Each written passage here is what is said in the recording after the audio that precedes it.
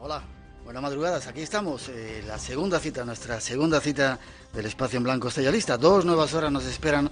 A partir de ahora un espacio en blanco se abre listo para llenarse de misterios y de respuestas. Nuestro destino es el lugar donde nos escuchas y salimos desde aquí, desde Radio Nacional de España en Málaga. Un placer para todos nosotros estar aquí juntos. José Rafael Gómez, nuestro invitado aquí en Málaga, saludarle. Buenas noches. Un placer que estés con nosotros. Buenas noches, el placer es mío que hayáis venido aquí a mi ciudad a hacer este programa, claro que sí. Os lo debíamos a mucha gente venir aquí, pero a ti porque desde hace un tiempo, se lo digo a nuestros oyentes, él nos ha invitado a primero a bucear. Hay unas extrañas muestras redondas por aquí, por Málaga, y nos ha invitado a bucear. Y en segundo lugar, cosa que si podemos, haremos mañana, si Dios quiere, a ver delfines. Eso espero. Vamos a ver si nos acompaña Poseidón. Hay suerte y los vemos. Ojalá. Dentro de un ratito será. Déjame que te presente. Instructor de buceo, investigador, escritor, patrón de yate, una persona interesada por el mar. ¿Por qué y desde cuándo? Pues yo creo que desde pequeño, desde mi infancia, viviendo en Málaga, teníamos muy cerca el mar y entonces desde pequeño, ¿no? Siempre me atrajo el ver lo que había debajo de esa superficie azul. Y claro, con el tiempo y más recientemente he descubierto que hay secretos verdaderamente asombrosos, ¿no? Quizá hay que ponerse los ojos para verlos, ¿no? Mucha Sí. gente no llevamos los ojos para verlo y no... Sí, es verdad. Hay biólogos, ¿no? Que, por ejemplo, si vamos a hablar esta noche de delfines, que ya verás como hay posturas más escépticas y más frías respecto de ellos. Pero son opiniones minoritarias dentro de lo que es la biología, ¿no? Luego lo veremos. ¿Has visto muchos delfines? Sí, he tenido suerte de verlo porque estamos aquí en orillas del mar de Alborán, que es riquísimo en especies de cetáceos. Aquí pasan prácticamente de todo, desde cachalotes hasta orcas, calderones. Tenemos un mar muy rico a ese nivel de cetáceos. De hecho, vienen a estudiarlos aquí a este mar de Alborán nuestro. Sí, estamos muy cerca del estrecho de Gibraltar, evidentemente. Claro. Yo contaba que algunas veces que he atravesado en barco el estrecho, yo nunca había visto orcas. Y de repente iba en el barco, miré hacia abajo y había un grupo de orcas ahí al lado. Tremendo, ¿no? Sí, las orcas son delfines, es un tipo, una especie de delfín. Y estamos en zona de donde hay colonias de orcas estables y que sí, el estrecho es una de ellas, en la zona de Tarifa, el estrecho, y luego la parte ya que da un poquito hacia África, bajando por el Atlántico, hay colonias cada vez más numerosas de orcas, por suerte. Qué curioso. Con ese señor súper interesante vamos a hablar esta noche de misterios del mar. ¿Y hay tiburones blancos en el Mediterráneo? Claro que los hay. El tiburón blanco de mayor tamaño que jamás haya pescado el hombre ha sido pescado en la isla de Malta en el año 87. No me digas. Y midió 7 metros 10 centímetros. No me digas. No hace falta irse hay gente que va de viaje a Sudáfrica a buscarlos y en realidad los tenemos aquí, están a nuestro lado. Supongo que muy profundos andarán. Imagínate que te estás bañando aquí, como en la película Tiburón. Toda esa gente que está en las playas ahora bañándose. Bueno, este hombre que lo pescó muy cerquita de la isla, de la costa de la isla, pero en realidad tenemos un tiburón blanco que no está acostumbrado. Yo creo que por el tipo de animal del que se nutre. Por ejemplo, sí, en Sudáfrica o en California existen colonias de leones marinos de las cuales se alimentan los tiburones blancos. Aquí en el Mediterráneo no existe este tipo de colonia desde hace bastantes miles de años, con lo cual los patrones de alimentación que tienen estos tiburones, estas colonias de tiburones blancos que hay en el Mediterráneo, no están basadas en los leones marinos, en las focas. Y cuando se han producido ataques al ser humano, desde mi punto de vista y desde el punto de vista de muchos zoólogos, es por confusión, muchas veces por confusión. Cuando ven la silueta de un surfista desde abajo, las aletas, las tablas, pues son confundidos a veces con focas, con leones marinos, y por eso se produce el ataque. Al no existir ese tipo de fauna, ¿no?, de focas, leones marinos en nuestro Mediterráneo, por desgracia, pues no hay ataques, prácticamente no hay historiales de ataques en nuestro mar. ¿Y has visto tiburones buceando aquí en el Mediterráneo? No, aquí en el Mediterráneo los hay, eso es seguro, pero buceando no. Son tiburones que están muy alejados de las costas y que tienen más miedo de nosotros que nosotros de ellos. Ya. Hay que verlos, para verlos hay que, como tú sabes, hay que irse a mares tropicales y además suelen ser inversiones que te cuestan más, son más costosas que las habituales. Hoy día es un negocio turístico, sí. Con este señor ya veréis, vamos a aprender, sobre todo vais a escuchar cosas que estamos seguros que no habéis oído en ningún otro sitio. Y tras esa introducción, se me olvida deciros la bienvenida a la gente en el Facebook, cada día más gente ahí. Si queréis dejar algo en el muro, si queréis preguntar algo, espacioenblanco@rtvs es nuestro email. Y si nos escucháis en el podcast, votarnos. Detrás de esa introducción seguimos, os llevamos de viaje al mar esta noche. Hay mucho, ya veis, para contaros acerca de los delfines. Empezamos, si te parece. No sé por dónde, porque tantas cosas. Surgen hace 15 millones de años. Más de 15 millones. Los delfines, como los vemos hoy día, están ahí desde hace 15 millones de años. O sea, debe ser de los animales más antiguos, seres más antiguos del planeta. No me gusta llamarles animales. No, hay tortugas, hay reptiles que son más antiguos. Los tiburones son, por ejemplo, muchísimo más antiguos. ¿Sí? Los tiburones, las propias cucarachas, ¿sí? Son insectos, ¿no? Prácticamente no han cambiado evolutivamente desde hace cientos de millones de años. Los delfines sí son mamíferos como nosotros. Hace 65 millones de años, cuando desaparecieron los dinosaurios, esta especie, este tipo de animal que entonces era prácticamente inadvertido, ¿no? Muy residual, que eran los mamíferos pequeñitos, empezaron a proliferar, y de ahí una rama se dedicó a alimentarse en las costas, ¿no? En las costas del océano. Y poco a poco, como hemos oído en el corte, pues se han ido adaptando a alimentarse de estos alimentos marinos y haciéndose cada vez más especializados a través de adaptaciones evolutivas, ¿no? Y con el tiempo, el paso del tiempo, o sea, los cambios en las especies los produce el paso del tiempo y la selección que descubrió Darwin, ¿no? Sí. Y esto es lo que hizo, pues, que de aquellos pequeños mamíferos que tenían aspectos similares o parecidos a lo que sería una comadreja hoy día, pues se fueron adaptando poco a poco. Se hicieron anfibios primero, es decir, animales que vivían tanto en el agua al modo como las nutrias hoy día, ¿no? Y poco a poco aguantaban mejor la respiración durante más tiempo, se fueron cambiando, ¿no? Su morfología, hasta prácticamente ser animales plenamente marinos, y luego hace 15 millones de años ya ser como son hoy día. Ya, no te he dicho ni he dicho a nuestros oyentes que tenía muchas ganas de hacer un programa sobre los delfines, porque para mí son seres muy especiales. Y esto que estamos escuchando de fondo es el sonido auténtico de los delfines. Vamos a escuchar un poquito más alto.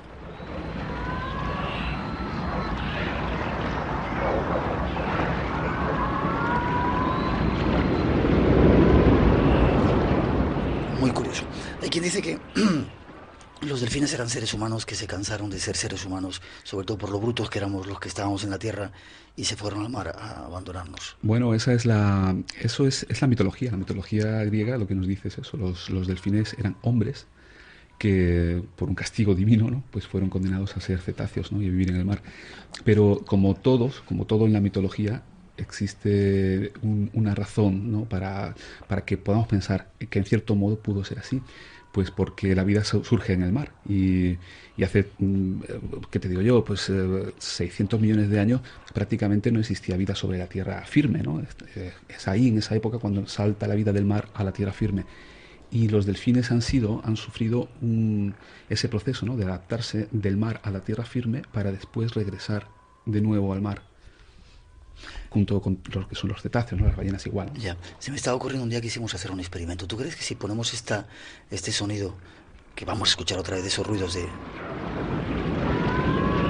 delfines, si lo ponemos, por ejemplo, en tu barco con un altavoz, vendrán los delfines? Porque pues habría que ver qué es lo que están diciendo aquí en esta grabación. Porque están hablando. Claro, están hablando y tienen un lenguaje y están diciendo algo. Entonces, igual es una grabación de un momento en el que están diciendo largaos de aquí que hay peligro, o aquí no hay comida, y entonces no vienen. O quizás sea lo contrario. Entonces, si se aproximen, ¿no? Pues sí, habría que saber qué es lo que dicen, ¿no? Para poder responder a si se acercarían o no. Dentro de un momentito vamos a hablar quizá de ese lenguaje tan sofisticado que tienen. ¿Cuántas clases de delfines hay? No sé si se puede. ¿Cuántas familias? Hay 30 y tantas especies diferentes. ¿Especies? Sí. Hay delfines, lo hablábamos hace un momento, las orcas, ¿no? Por ejemplo, fuera del micrófono hablábamos que las orcas son una especie de delfín y es conocida. Por ejemplo, en inglés le llaman la ballena asesina, ¿no? Sí. Y mucha gente piensa que es una ballena. En realidad no lo es un delfín. Por ejemplo, las ballenas piloto, que son los calderones. Es que hay en Canarias, bueno, y algunas otras zonas. Sí, en Canarias. Una colonia en Canarias. Una colonia estable. Aquí también los hay, yo los he visto aquí. pues son muy pequeñitos esos para ser ballenas, ¿no? bueno, pueden alcanzar los 9-10 metros, casi como las orcas. O sea, es el No son tan tamaño. pequeños. Yo los que he visto los más pequeñitos, sí. Y estos son delfines también, los calderones. En fin, las marsopas son delfines más pequeñitos, de prácticamente 1 metro, 1 metro y medio. Hay una gran cantidad de especies y los más comunes, lo que todos podemos tener en nuestro subconsciente, en nuestra imaginación, ¿no? Como la imagen del delfín, suelen ser los delfines de nariz de botella, los mulares, que son los que se utilizan en los delfinarios, ¿no? Y estos prácticamente están por todo el mundo, también los hay aquí, en el Caribe, en el Océano Atlántico, en el Pacífico, están muy extendidos. Y esos son los que quizá pues tengamos como imagen, ¿no? de lo que es un delfín. Te iba a preguntar en qué zonas del mundo viven, del mar, de la tierra viven. Bueno, es prácticamente en todos o sea, te puedes ir a Japón. En Japón los pescan, por ejemplo. Sí, luego hablamos de eso desgraciadamente. Sí. O en el Pacífico, el Atlántico, el Índico. En el Ártico, en Antártida y delfines. Sí, también, sí. Se aguantan todos los climas y se han adaptado a todas las... Sí. Las orcas se alimentan, o sea, hay colonias de orcas estables en esas zonas. Claro, quizás la especie, eso ya no te lo podría decir, si tal especie es más propia de un mar ártico o de un mar tropical, pues seguramente estarán especializadas. Pero, por ejemplo, las colonias de orcas te las puedes encontrar en océanos o en lugares próximos al Ecuador y prácticamente en la zona antártica, ¿no? O árticas también. Hay especies de delfines que están totalmente especializadas en un punto determinado y otras que son polivalentes, ¿no? Que están extendidas por todos los hábitats, ¿no? del planeta. Dentro de un momento vamos a hablar de los supuestos poderes paranormales de los delfines, pero hablábamos en esta introducción del silbido. Es como una especie de firma. Como decíamos en esa información, la madre cuando nace lanza el silbido para que el bebé sepa reconocer esa firma. Sí, ¿Funcionan así? Sí, yo le hubiera dado otro nombre a más que firma. Le hubiera puesto, o sea, le hubiera dicho que es como si le dieran el nombre. En realidad, ¿sí? ese silbido yo creo que es como el nombre que la madre, como a nosotros, ¿no? Sí. Como a mí de pequeñito me dijeron tú vas a ser Joselito, a ti Miguel, pues la madre... Miguelito. Pues la madre la madre de los delfines, las madres de delfines, pues hacen igual, solo que ellos utilizan no la cuerda vocal, obviamente, sino el sistema que tienen, que son los silbidos. Entonces dan un tipo de silbido concreto para ese pequeño cachorrito de delfín, ¿no? Y ese es el silbido que va a acompañar a ese delfín a lo largo de toda su vida. Se van a llamar a largas distancias utilizando ese silbido para referirse concretamente a ese miembro en concreto del grupo. Y cada uno de los miembros del grupo tiene el suyo particular. Es asombroso, porque dime tú a mí qué otra especie, exceptuando la nuestra, tiene este nivel de este lenguaje tan complejo y esta posibilidad de llamarse por sus nombres particulares cada uno de los miembros del grupo, ¿no? Y también a la hora de ellos hablar, a veces ellos cuando emiten claro, porque ten en cuenta el hábitat donde viven, a veces se están comunicando a una distancia que no se están viendo. Hay en concreto hay comunicaciones entre grupos de delfines, entre manadas de delfines que no están en contacto visual, pero para identificar quién está hablando ellos lanzan su indicativo, su nombre. Soy Miguelito. Soy Miguelito, soy Joselito. Oye, está pasando esto aquí, que aquí hay un banco de caballas, venidos aquí, que se está comiendo muy fácil. Entonces, es así, fíjate. Qué curioso. Dentro de un poquito vamos a hablar de extrañas historias también de delfines que ayudan a los seres humanos, pero entre ellos ayudan también. Contábamos en esa introducción que cuando a los bebés les suben arriba, les empujan para...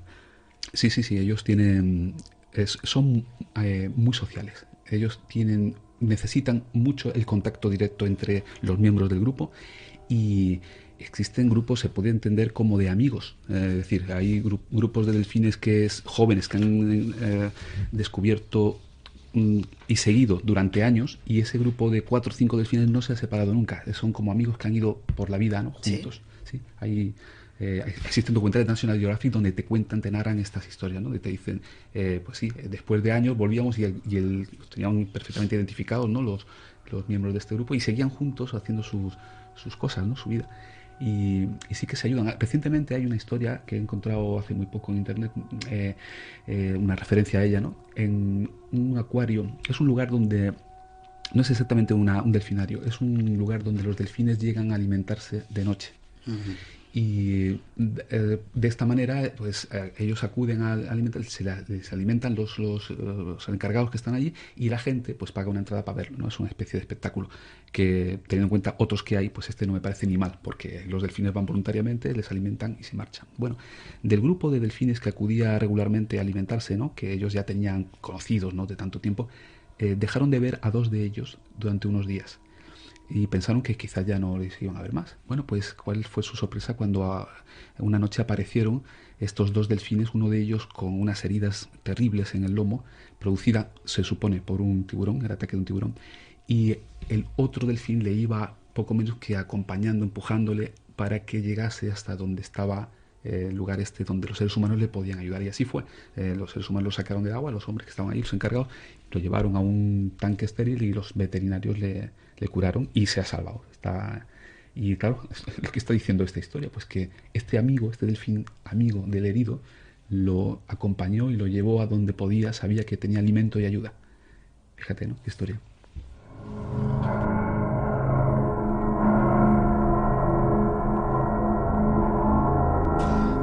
Luego os contaremos también, de hecho tenemos una información hace poco tiempo, parece que los delfines no son tan buenos como este señor nos los presenta, de vez en cuando se enfadan y dan leña, pero hablaremos dentro un poquito de ellos. Más conductas curiosas de los delfines. ¿Tienen relaciones sexuales entre ellos? No necesariamente por procreación. Exacto, tienen relaciones sexuales por placer. Y es de las pocas especies que tienen este tipo de relación sexual. Lo hacen, es una forma lúdica para ellos, ¿no? El sexo. Incluso tienen relaciones sexuales homosexuales. Sí. Sí, se han descrito, ¿no? Y están filmadas incluso. Y bueno, pues forma parte de la complejidad, ¿no? De su subconsciente, de su consciente, ¿no? De esta especie. Ya. Y hay otra cosa, leyendo el trabajo que tú has realizado, que me llama mucho la atención. No solamente hay delfines en el mar, sino que hay delfines también en los ríos. Sí, hay una historia muy bonita, ¿no? Que es la del delfín boto en el Amazonas. El delfín rosado. Escuchar esto que nos va a contar, que es increíble, ya veréis. Bueno, esto es una investigación de 3 años de duración, ¿no? De biólogos de ingleses junto con brasileños, ¿no? En una reserva que hay dentro del propio río Amazonas, ¿no? Bueno, pues ellos descubren que el delfín boto, cuando trata de relacionarse, o sea, para conquistar a la hembra, el delfín macho para conquistar a la hembra, cuando está cortejándola, pues utiliza ramos, como podríamos hacerlo los seres humanos. ¿Ramos de flores? Prácticamente de flores, de plantas. Él va recogiendo lo que va pudiendo, ¿no? Y organiza un ramo y entonces se lo presenta a la hembra. Hay fotos de que se ve el delfín como está llevando ese ramo de flores o de hojas, ¿no? Con algunas flores al cortejar a la hembra. Y ellos los biólogos que han hecho esta investigación lo han descrito en un trabajo que han publicado en Biological Letters. Y dicen esto, o sea, que efectivamente utilizan este tipo de actuación para conquistar a la hembra. Son románticos. Más cosas también. Estando en la India, en el río Ganges, me dijeron que también había delfines. ¿Hay delfines en el río Ganges? Sí, también, sí. Yo creo que existen 2 especies de río, que una es el boto y otra es el del Ganges. No tengo ahora mismo constancia de que haya en otro lugar. Puede que lo hubiera, pero vamos, los que yo conozco son los del Ganges y los del Amazonas. Que en el Ganges también hay tiburones, que eso es otra historia. ¿Sí? También. Y existen ataques a los pobres hindúes que están en orillas del Ganges, en algunas zonas del Ganges, por tiburones toro. ¿Toro? ¿De verdad? Sí. Te cuento una cosa, le cuento a nuestros oyentes. Yo una vez estuve allí, no suelo contar mis historias en el programa, pero bueno, yo quería bañarme en el río Ganges y alquilé una barquita. No me atreví a bañarme en la orilla porque estaba absolutamente sucio, contaminado, y dije un poquito más al centro, ¿no? Y el barquero que me llevaba, cuando vio mis intenciones, yo quería tirarme. Me decía que no te tires, que es peligroso. Me decía que había antes que haber ido a un templo, el templo de oro, para hacer no sé qué ceremonia. Yo no le hice caso y me tiré. Cuando estaba en el agua, vi un pez tan grande que en mi vida he visto, más grande que la barca.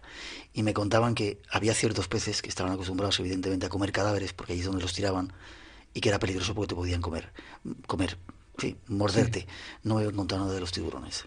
Igual ni lo saben. O sea, ellos que están allí, pues los tiburones toro no se les ve. O sea, ellos entran desde el mar y son de los pocos, los tiburones toro son de los pocos que pueden pasar del agua salada al agua dulce. Agua dulce. ¿Sí? Y se adentran bastantes kilómetros río arriba y hay ataque seguro documentados en el Ganges de tiburones toro. ¿Los has visto alguna vez buceando? Sí, he tenido la suerte de verlos en México, en Playa del Carmen. Yo en Colombia una vez, qué susto nos dimos con ellos. Bueno, yo creo que si están en su hábitat, ¿no? ¿No son peligrosos? Trato de pensar que no. Es decir, si ellos están en un hábitat acostumbrados a alimentarse, ¿qué te digo yo? Por ejemplo, en Playa del Carmen se alimentaban de rayas, ¿no? Mantas rayas que están en la arena. Pues es difícil que vayan a cambiar de pronto para tratar de morder a un bucero, a un submarinista, ¿no? Ya. Tenemos mucho más que contaros. Después de esa siguiente introducción vamos a empezar a contaros algunos detalles curiosos, quizá parapsicológicos, místicos, extraños de este ser que esta noche estamos analizando. Pueden comunicarse a larga distancia, empleando ultrasonidos que además usan para ecolocalizar objetos en la oscuridad o en aguas turbias. Se puede decir que el delfín ve el sonido.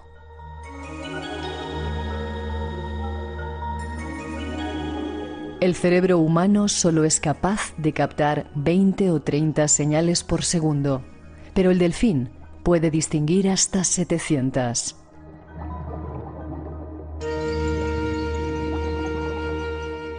Son más datos de estos fabulosos seres, pero hay más. Escuchemos. Bueno, es cierto que los americanos, y algunos otros gobiernos han utilizado los delfines para limpiar de minas, para hacerlos como vigilantes en los puertos en determinados momentos, e incluso lo están haciendo ahora. Sí, yo creo que sí, pero vamos, seguro, porque la investigación de delfines empieza en los años 40 y empieza como siendo una investigación militar, para darle un uso militar. Y bueno, y este uso, o sea, utilizarlos para limpiar de minas un puerto o para vigilancia, es dentro de lo malo lo mejor, porque existían proyectos de tratar de cargarles con explosivo y utilizarlos como torpedos, ¿no? Prácticamente torpedo biológico hacia un buque, ¿no? Hacerlo detonar en la cercanía del barco. Y desde luego eso es una salvajada, ¿no? Pero utilizarlos para limpiar minas, que lo pueden hacer bien y evitando riesgo para ser humano, pues mira, eso a mí no me parece tan mal, ¿no? Ya.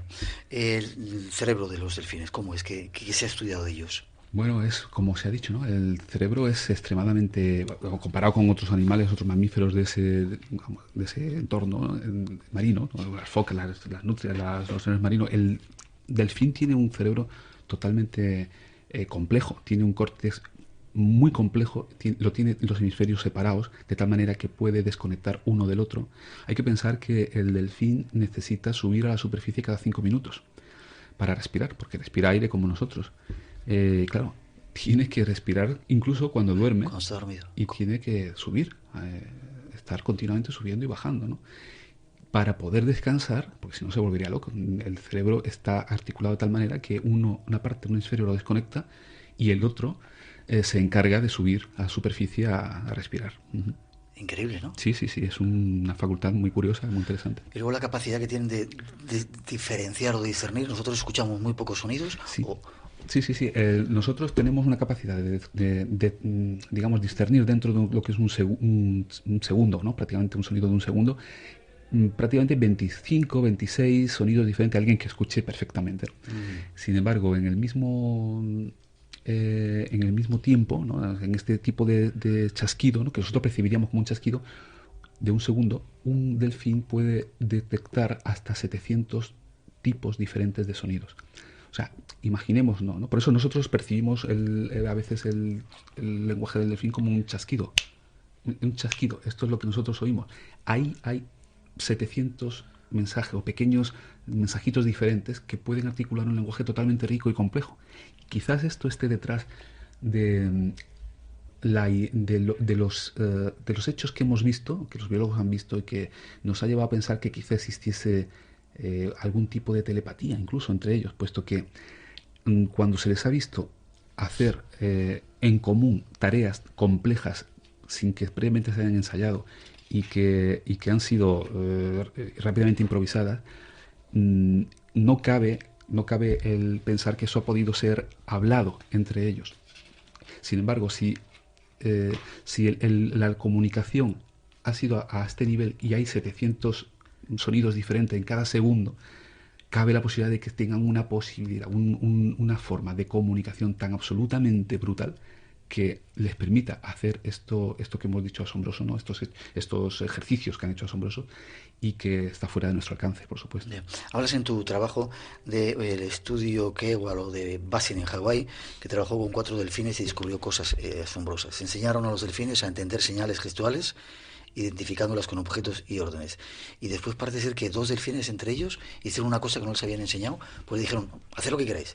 Y de repente los delfines entendieron, ¿eh? Eso es, justamente, y además lo que acabo de decir antes viene de este ejercicio que hicieron. Se trata de Louis Herman, que tenía un laboratorio de estudio de delfines en Hawái en los años 80. Este hombre, Herman, es un psicólogo cognitivo de primer orden que lleva trabajando con delfines desde los años 60 prácticamente, ¿no? Y para un artículo, una entrevista que le hizo National Geographic, él relata esta investigación que estuvo llevando a cabo en Hawái en los años 80 con 4 delfines, tratando, como has dicho, ¿no? de transmitirle un lenguaje gestual, ¿no? Sencillo, ¿no? Que sea suficiente para transmitirle algunas órdenes simples. Cuando ya tenían este lenguaje un poquito ya más maduro, un día cogieron e hicieron una prueba a 2 hembras del grupo y dijeron, bueno, tratar de hacer un ejercicio improvisado. Improvisad vosotras el ejercicio, lo que queráis.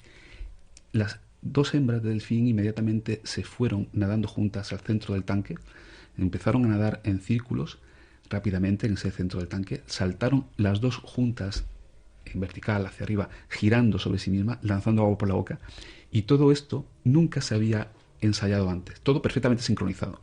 El equipo de Herman se quedó completamente alucinado, no sabía cómo era posible que esto hubiera ocurrido, puesto que ese ejercicio no se había ensayado en ningún momento antes, y que con tan poquísima antelación, desde que le dicen improvisar el ejercicio hasta que lo hacen, ¿cómo es posible que se hayan podido poner de acuerdo para hacerlo sincronizadamente y con tal perfección?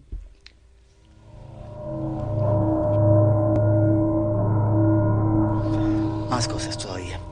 Hay algunos grupos humanos que parece ser que colaboran con delfines, pescan con delfines. Sí, esto es muy curioso porque existen algunos lugares de nuestro planeta donde el ser humano utiliza o se ayuda, es ayudado por delfines a la hora de pescar, ¿no? Hay un lugar en Santa Catarina, al sur del Brasil, donde los pescadores de la localidad pues se van a la playa, observan el mar y cuando ven los delfines ahí en lontananza, preparan las redes, se introducen en el agua hasta la cintura, extienden las redes a modo como si fuese pues una red de tenis, por decir así. Sí. Los delfines desde la alta mar van acercándose, van llevando los cardúmenes a modo de rebaños, los van conduciendo hasta esa playa donde los hombres simplemente tienen que cerrar la red y sacan unas capturas asombrosas, ¿no? Y esto es gracias a la actuación de los delfines. Esto es una actividad ancestral ahí. Y no es el único lugar. En Mauritania, Jacques Cousteau, famoso Jacques Cousteau, tiene filmado en localidades... El Bandarquén. Exacto, en localidades de la costa occidental, ¿no? De la costa atlántica mauritana, este tipo de actividad. Pero ahí es más curioso porque tú... Lo he visto, sí, he estado varias veces y es poner los pelos de punta, ¿sabes? Claro. ¿Cómo hablan los pescadores de los delfines? Claro. Para ellos son seres divinos. Sí, cuéntalo tú, que te lo has invitado. No, prácticamente yo lo que... Seguro tú lo has visto in situ, tienes más información que yo. Yo lo que tengo es la película de Cousteau. Tú eres el invitado, cuenta la película de Cousteau. Bueno, pues la película de Cousteau es que es cierto, ¿no? La forma en la que tenían de hablar los pescadores de los delfines no es como si hablaran de un animal. Hablaban como si hubiera ahí un ser casi de tú a tú. Y ellos golpean el agua con palos y es la forma de avisar a los delfines de que necesitan pescar. Y entonces, después de un ratito de estar golpeando el agua, aparecen los delfines y les llevan los peces que prácticamente saltan del agua a la arena, por decir así, y simplemente lo tienen que recoger. Algo increíble. Sí. ¿Algún otro lugar más donde lo hagan? Sí, en Australia. Hay otra isla al norte de Australia que, separada de la isla grande, también esta actividad existe. Y bueno, esto es lo que he encontrado, pero estoy seguro de que debe existir en algún otro lugar este tipo de actividad también, ¿no?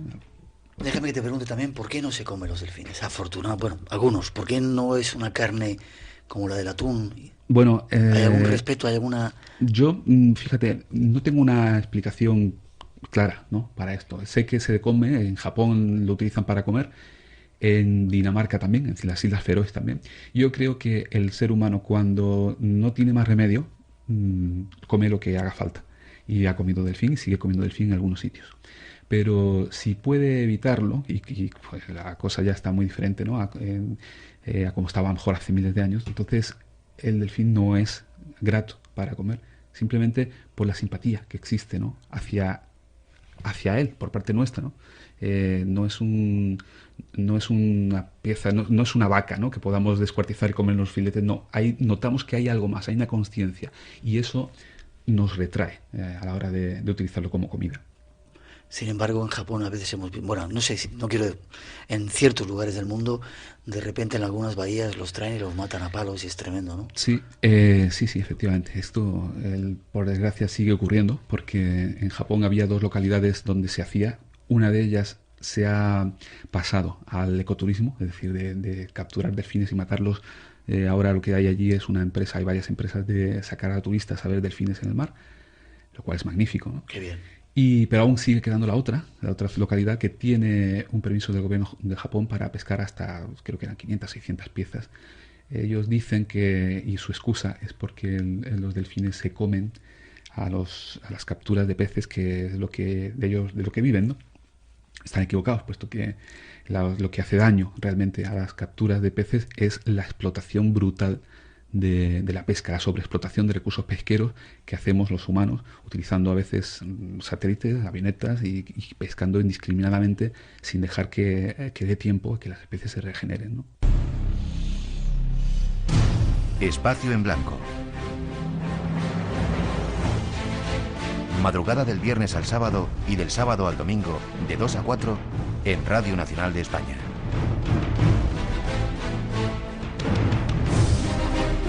Buscamos respuestas a todas tus preguntas.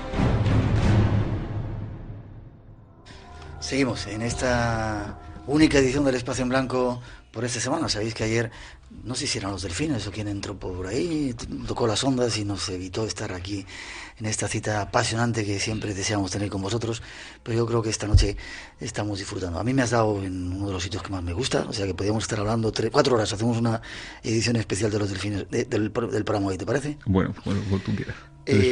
Hablabas de que mucha gente los ve como colegas, de que en este... No, te hablaba antes hemos hablado de Luis Germán, de este psicólogo cognitivo en Hawái, y este hombre, a esta entrevista de National Geographic, llega a decir, que antes no lo hemos comentado, pero es muy curioso, que durante esa investigación, su equipo, el equipo de Luis Germán, ya te digo, psicólogos cognitivos, pues él decía, no es que sintiéramos por estos animales lo que usted puede sentir por su perro, le estaba diciendo el periodista. No, era algo más, algo distinto. Nos sentíamos guiados por ellos para que fuéramos capaces de descubrir las capacidades de sus mentes. Como si nos estuvieran enseñando a nosotros. Sí, para que pudiéramos descubrir las capacidades de sus mentes. No puedo referirme a ellos de otro modo que como colegas. Fíjate que diga esto un psicólogo cognitivo, ¿no? Yo creo que la gente que minusvalora, ¿no? Y habla de los delfines como alejado de esto que estamos comentando hoy, es porque no los conoce bien. Cuando tú hablas con gente que conoce y que ha trabajado íntimamente con delfines, te das cuenta del respeto que sienten por ello y de lo asombroso que están, ¿no? Asombrados que están, ¿no? Ajá. Terapias con delfines. Antes de eso, hay quien dice que los delfines son muy buenos. Escucha esto. Al principio parecía solo un juego. El delfín Gaspar comenzaba sus maniobras de acercamiento a esta pequeña embarcación de remeros cuando la situación comenzó a adquirir tintes peligrosos. Fueron momentos de tensión que derivaron en un cuerpo a cuerpo contra el equipo grovense.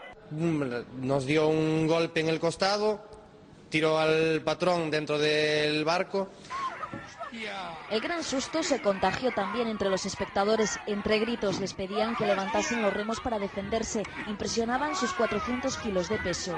La preocupación que tiene yo es que en cualquier momento que la embarcación, el batel, volcase y que a lo mejor que cayese algún deportista al agua, ¿no? Afortunadamente todo quedó en una anécdota. El saldo, un competidor golpeado por un palazo malogrado y un remo roto. Arrancó el remo del batel y en ese momento ya rompió la pala. En otras ocasiones han sido buceadores los que se han topado con él. Más habitual es ver cómo se asoma por los principales muelles pesqueros. No parece que fuera muy bueno este delfín, ¿eh? Le estaba dando leña a la gente en el Grove, sí, a esos gallegos, y lo vimos en televisión y les daba leña bien, ¿eh? Sí, este es el famoso Gaspar. Gaspar, sí. Bueno, hay que entender, Gaspar es un caso de un delfín, es un caso atípico. Es un delfín que está solitario, que no está con su manada, y que, bueno, hay que entender que en todas las especies hay algunos individuos que tienen sus facultades mentales quizás un poquito desequilibradas, y quizás estemos ante un caso parecido, un caso así, porque no es normal. Esto no es una actitud normal dentro de los delfines. Y quizás solo sea esto, ¿no? Que el pobre Gaspar pues está un poco mal de la chaveta, ¿no? Como si dijéramos. Le pilló mal día. Sí. Han habido otros casos, por ejemplo, de ataques de orcas en delfinarios. De eso lo hablamos, bueno, si quieres, lo hablamos después, Vale. porque aparentemente se decía también que, vamos a hablar ahora, que la orca es la ballena asesina, y parece que no es tan mala como parece, aunque ha habido casos. Claro, si hablamos de la orca en el mar, no existe, pese a la película esta famosa que hubo americana, ¿no? De que... ¿Raza Willy? No, te hablaba de otro anterior, con Richard Harris, ¿no? De una más antigua, Sí. La orca, la ballena asesina, Sí. en la que, pues eso, es un bicho que es dañino y que vengativo. Y, bueno, esto, quitando esta película, ¿no? La historia esta, en la realidad no existe ningún informe de una orca en el mar que haya atacado a su marinista y que se lo haya comido, papeado, puesto que seríamos perfectamente alimento para ellas por tamaño. Una orca mide 9 metros, se alimenta de leones marinos, de focas más a menudo, y fíjate que antes hablamos de que los tiburones blancos sí que incluso por confusión nos atacan. Sin embargo, las orcas no ha habido este tipo de informe nunca. Cuando ha habido informes de orcas que atacan a seres humanos, han sido en delfinarios. Y recientemente, hace poco, murió una chica en un delfinario, creo que fue en Florida, por ahí. Y bueno, claro, pero hay que entender lo siguiente. Estamos hablando de que metemos en una pecera a un ser que mide 9 metros, pesa 5.500 toneladas y lo mantenemos allí por años. 5.500 kilos, ¿no? Perdón, kilos, sí, 5,5 toneladas. Y que lo mantenemos ahí por años. Y Sí, claro, como una cadena perpetua, como una cárcel. su facultades mentales es muy fácil que empiecen que se vayan y que simplemente por desesperación pues se puedan producir este tipo de conductas, ¿no? Hay que entenderlo. Ya. Te decía, hablemos ahora de delfinoterapia. ¿Qué es eso? Sí, la delfinoterapia hay que entenderlo como algo diferente a nadar con delfines. Una cosa es nadar con delfines, que es precioso, magnífico, que creo que tú has hecho. Sí, 2 veces. Los dioses me han dejado hacerlo. ¿Has tocado la piel alguna vez de un delfín? No entiendo esa suerte, espero hacerlo. Es la piel más suave, una de las pieles más suaves que yo he sentido. Pues eso es una cosa, el nadar con delfines, que se puede hacer en distintos lugares. Y otra cosa es la delfinoterapia. La delfinoterapia es utilizar el contacto, la cercanía con el delfín para que un ser humano que tiene un problema normalmente del sistema nervioso central mejore. Parece ser que es debido al tipo de sonido que emite el delfín, que actúa de alguna manera en ciertas terminaciones nerviosas del cerebro del paciente, que hace que mejore. Esto es lo que te dicen, ¿no?, cuando hablan de esto. Y funciona bastante bien también en los niños autistas, ¿no? El ponerlo en contacto con esto. Y las sesiones de delfinoterapia están, ¿qué te digo yo?, están reglamentadas, ¿no? O sea, son sesiones que tienen una duración determinada, están siempre en compañía de un instructor ahí al lado de la persona del paciente, y que es gradual, en fin, tiene un programa, sigue un programa. No es el nadar, porque mucha gente cuando se oye hablar de delfinoterapia piensa que lo ha hecho porque ha nadado con delfines. No, son cosas diferentes. No sé si vas a decir. No, que funciona, que es una cosa que funciona. En Málaga hay un centro, creo que en Tenerife había uno. En Tenerife, creo que en la Costa Brava, no sé si seguirá funcionando, hace años creo que había uno. Y yo conozco en Roatán que hay uno allí magnífico, en Anthony Ski, que tienen los delfines en régimen de semidibertad, que es como hay que tenerlo. Claro. Y es cierto que se han dado casos de gente embarazada que de repente va a un lugar de estos donde están los delfines, a mí me han contado, y de repente llega un delfín, se acerca a la madre, se acerca a la barriguita y no sabe qué pasa ahí. La madre sigue yendo determinados momentos a ese lugar, llega con el niño, y ese delfín que se había acercado por primera vez y que de alguna manera lo había adoptado, llega a saludar al niño. ¿Cómo es posible que el delfín sepa quién es el niño si no le ve porque está dentro de la barriga? ¿Qué pasa ahí?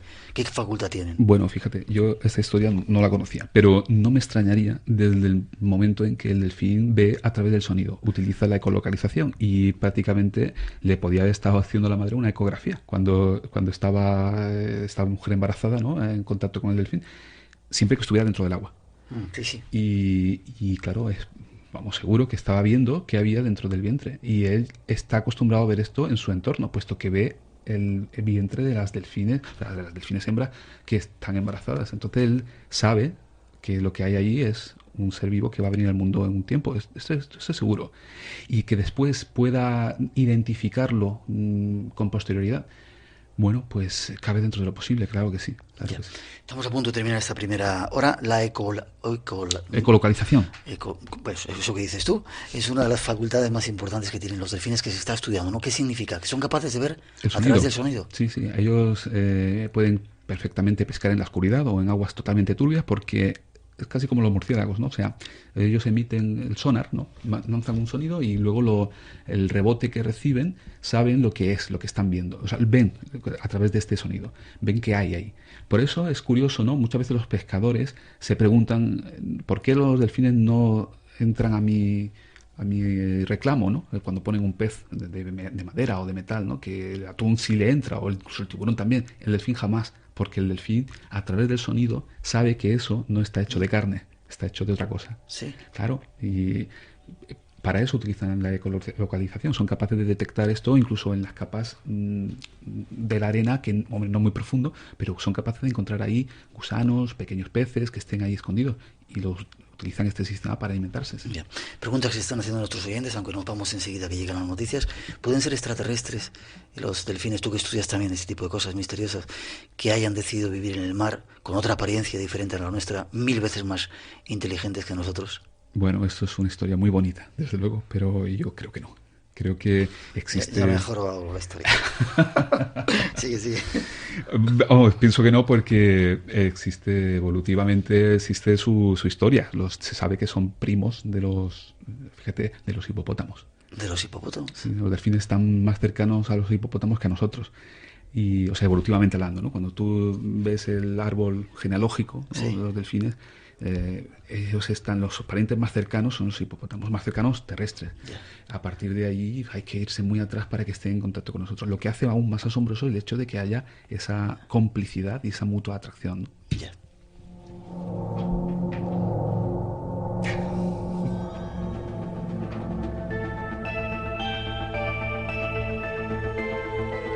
Una mínima pausa, toda prisa. Llegan las noticias de las 3, las 2 en las Islas Canarias. Hacemos unos cuantos minutitos para daros toda la actualidad y después os vamos a hablar de ayudas de estos delfines. Hay multitud de casos en los que te ponen los pelos de punta, nos están ayudando. Después haremos un homenaje a José Antonio Blanco, ese ser que nos enseñó esa piedra, el Stargate, que ha llenado toda España de esas piedras y sobre todo con su ejemplo. Os hablaremos también de San Jordi, que teníamos que haberlo hecho ayer, pero los sábados no nos dejaron, y muchas más cosas aquí en este espacio en blanco, aquí en Radio Nacional de España. No os vayáis, que enseguida seguimos aquí en Málaga, que queremos quedarnos aquí. Pasan algunos minutos de las 3, las 2 en las Islas Canarias, segunda cita del Espacio en Blanco, primera por esta semana, porque ayer los delfines, los hados, no nos dejaron salir a antena. Estuvimos un ratito contando cosas, pero no nos dejaron contar lo que queríamos. Pero hoy programa especial, hablando de misterios del mar, hablando de delfines, apasionante. Después seguiremos con un homenaje que queremos hacer a José Antonio Blanco, que nos dejó esta semana, se ha ido con su piedra a los cielos. Hablaremos con Enrique de Vicente y otras cuantas cosas si nos da tiempo, pero ahora seguimos con este fascinante asunto, hablando de alguna ayuda, de algunas cosas que hacen los delfines. Ya veréis qué sorprendente.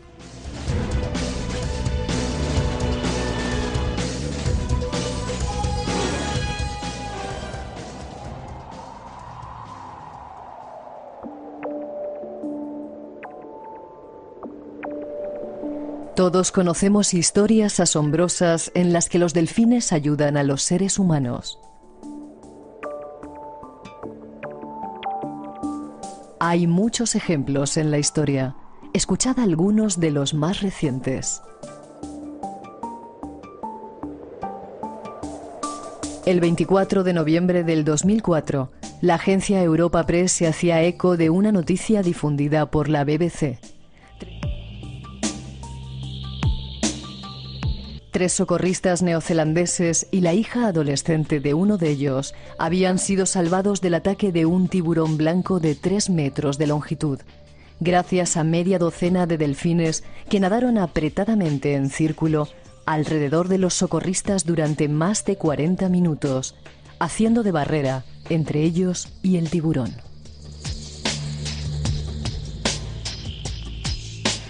Este suceso tuvo lugar en una playa de Whangarei, en North Island, Nueva Zelanda, y los 4 neozelandeses que vivieron la experiencia no tuvieron dudas de que los delfines actuaron deliberadamente para ayudarles.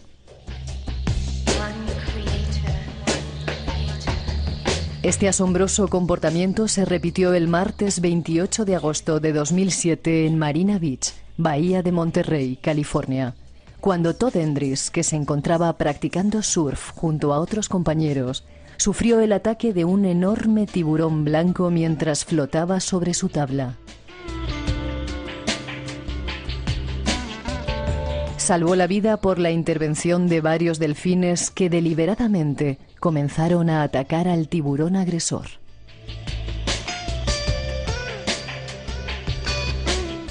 Hay muchos más casos, experiencias insólitas que se viven en todos los mares de nuestro planeta. Nuestro invitado nos cuenta. En estos últimos minutos me gustaría, José Rafael, Joselito, ¿cómo te llamo? Bueno, José Rafael. Ya Joselito queda atrás. Fuera, claro, hace años. Es mi madre. Vale. A mí me puedes llamar Miguelito si quieres, ¿eh? Sí, joder, eso es porque tiene menos complejos que yo, seguro. Trato. Historias de delfines. Ha habido muchos casos en los que parece ser que los delfines han ayudado a los seres humanos, ¿no? Desde muy antiguo.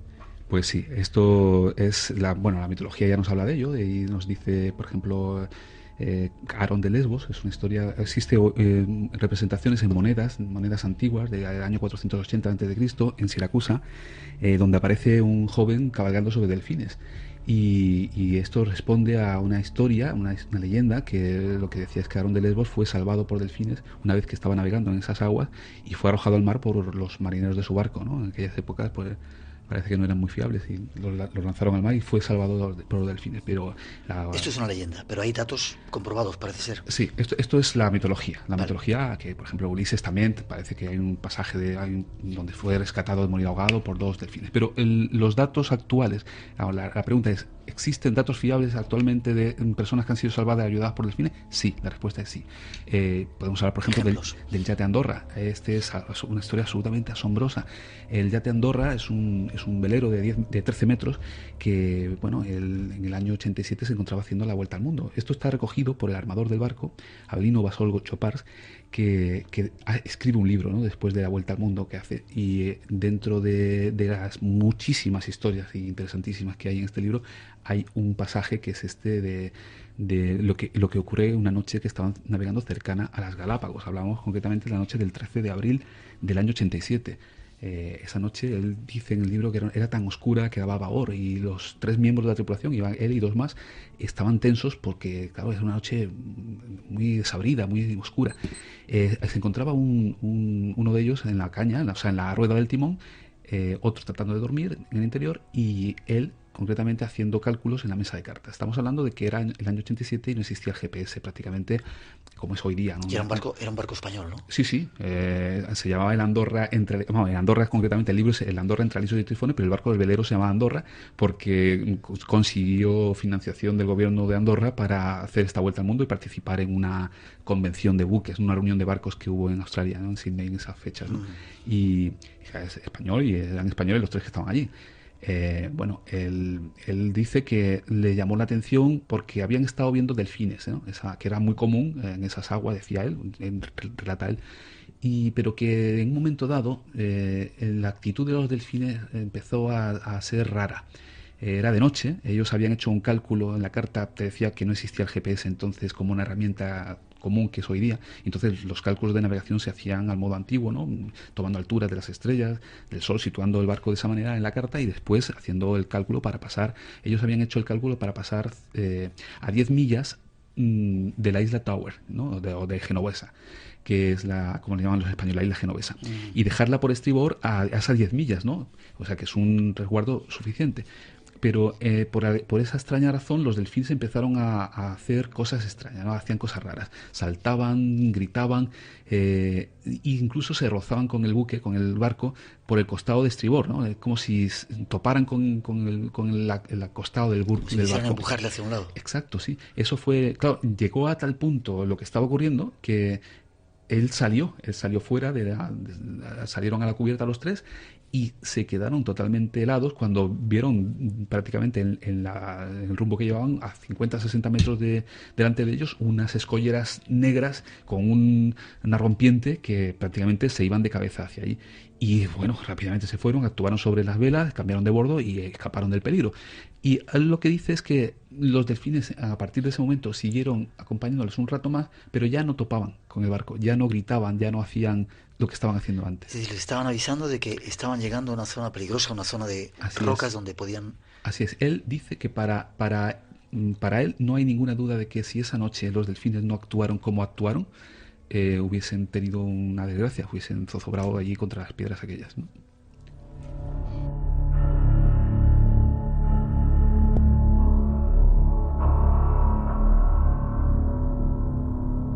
Más casos. Hay un caso que también relatas en este trabajo, luego me vas a contar otro, de Elián, el balsero cubano. El balserito, sí. Sabes que está considerado como el Eguá para los santeros cubanos, como si fuera lo sabes, una deidad salvada de las aguas. ¿Pero qué pasó con la historia de este niño? Pues bueno, todos lo recordamos, ¿no? Prácticamente, aún está en nuestra memoria, ¿no? Cuando esta historia tan dramática salieron este grupo de personas, ¿no? de Cuba, prácticamente en una balsa, ¿no? Iba la madre, iba el padrastro del niño, el propio niño Elián, y en total eran como 14-15 personas, ¿no? Bueno, el problema fue que, la desgracia fue que zozobró, que esta balsa se deshizo y prácticamente murieron ahogados todos, excepto el niño, que quedó sujeto, agarrado. Yo creo que la madre lo puso allí a una balsa, ¿no? Es a una cámara de camión, ¿no? Prácticamente. Una rueda, o sea, esto sí, que se infla, ¿no? Cámaras. Esas cámaras. Y ahí estuvo él aguantando, pues se hizo el cálculo entonces 50 horas, o sea que son varios días. Y el niño, cuando es recogido por pescadores, estamos hablando de un niño de 5 años, 5 casi a punto de cumplir 6, cuando es recogido por pescadores norteamericanos, lo que cuenta es que ha sido acompañado por delfines que le acompañaron de día y le hicieron compañía también de noche, que siempre estuvieron con él y que con los que incluso llegó a jugar, ¿no? Bueno, pues es absolutamente asombroso. En esas aguas que están infestadas de tiburones, es fácil entender que si quizás no fuese por esta actuación, pues no hubiese sido recogido por nadie, se lo hubieran comido los tiburones, ¿no? Enigmas, misterio, imaginación. Espacio en blanco. Más casos, quiero que me cuentes, de ayuda de delfines que estén de alguna manera comprobados. Mira, habéis hablado antes en el corte de Todd Hendricks, que fue atacado por un tiburón cuando practicaba surf. Esta historia es más curiosa o más interesante oírla, la del compañero, que vio todo lo que ocurrió, para entender qué ocurrió exactamente, ¿no? ¿Qué tuvo que pasar ahí? Estamos hablando de un muchacho, Todd Hendricks, que estaba con su tabla de surf practicando surf una mañana en la bahía de Monterrey, ¿no? Allí en California.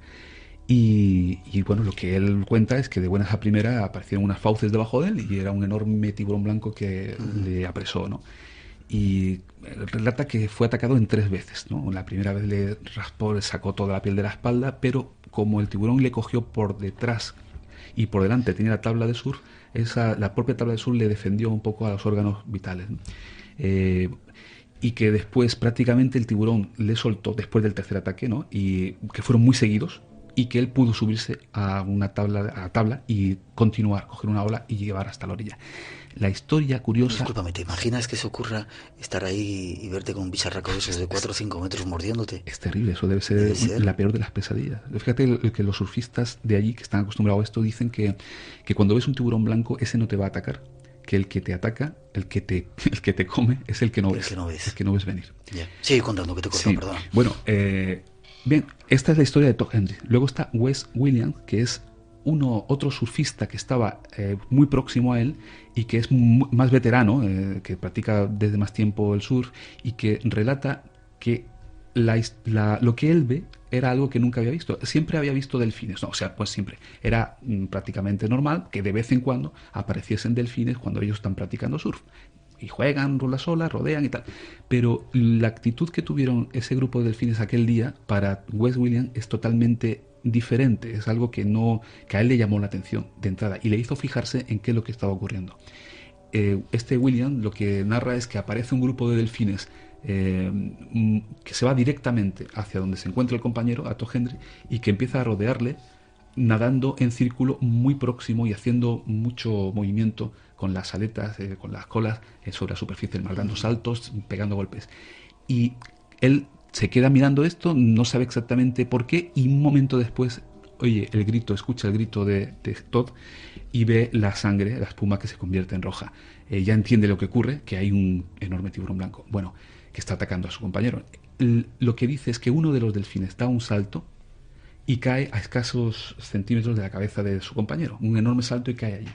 Y que a partir de ahí ve cómo Todd puede subirse en la tabla y coger la ola y irse a la playa, ¿no? Gracias a esto, gracias a esta actuación de estos delfines, y que este delfín pegó este salto, posiblemente el tiburón le soltó y le dio tiempo a Todd a coger la ola y salvarse, ¿no? Es como si el delfín cayera por encima de la cabeza del tiburón para que le soltara. Es muy posible, pero fíjate el por qué acuden.